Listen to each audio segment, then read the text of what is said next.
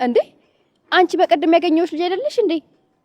ስልክሽን እኮ ሰጠሽኝ ነበር፣ ግን እንዳጋጣሚ ሴቭ አላደረኩትም መሰለኝ። ልደውልልሽ ስል አጣሁት። እኔም ትደውያለሽ ብዬ ጠበቅኩ ነበረ።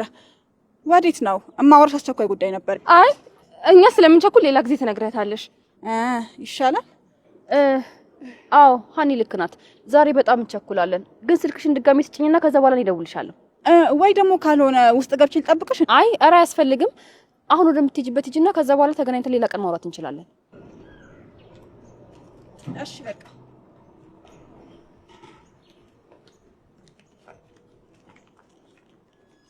እኔን የምትሰሚኝ ከሆነ ምንም ነገር እንዳትያት።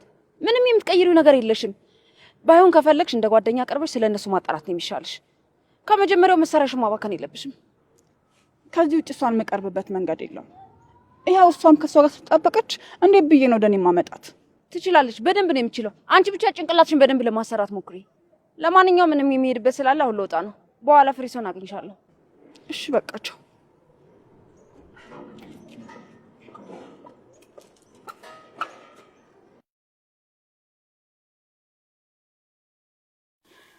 ሃናን አሁን ሁሉም ቦታ እየገባው ሰላምሽን ነው የምነሳው። ከኔ ጋር መስማማት ነበረብሽ። በአንቺ ቤት ማላገኝሽ መስሎሽ ነበር። ዓለም ግን ምን ያህል ጠባብ እንደሆነች በእኔ ማየት አለብሽ።